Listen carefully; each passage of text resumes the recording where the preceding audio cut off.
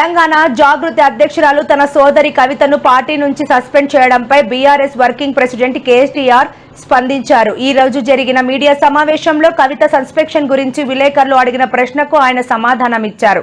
కవిత suspension పై ఆయన మొదటిసారిగా స్పందించారు. కవితపై మా పార్టీ చర్చించి చర్యలు తీసుకున్న తర్వాత ఇక నేను మాట్లాడటానికి ఏమీ లేదు అని ఆయన స్పష్టం చేశారు.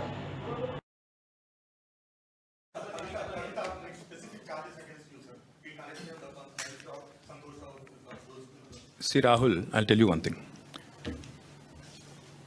Whatever had to be discussed has been discussed in the party. Action has been taken.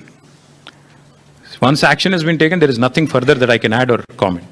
Because whatever had to be discussed internally on party forums, we have done that. And we have acted. And therefore, after the action has been taken, there is nothing further for me to comment or elaborate on. నువ్వు నాయనాన్ని పిలుస్తావో ఏం పిలుస్తావో తెలియదు, కానీ కేసీఆర్ గారిని తెలంగాణ రాష్ట్ర ప్రజలు బాపని పిలుచుకుంటారు. అంత గొప్పగా ఆ బంధం అనేది కేసీఆర్ గారితో ముడిపడి ఉంది, బీఆర్ఎస్ పార్టీతో ముడిపడి ఉంది. బీఆర్ఎస్ పార్టీ నీకు నచ్చలేదేమో కానీ కేసీఆరే బీఆర్ఎస్, బీఆర్ఎస్ఏ కేసీఆర్. అలాంటి పార్టీని ఈరోజు ఉంటే ఎంత పోతే ఎంత అని మాట్లాడినారు. కోట్లాది మంది ప్రజలు మళ్ళా బీఆర్ఎస్ఏ అధికారంలోకి రావాలని కోరుకుంటున్నారు. విశాఖపట్నంలో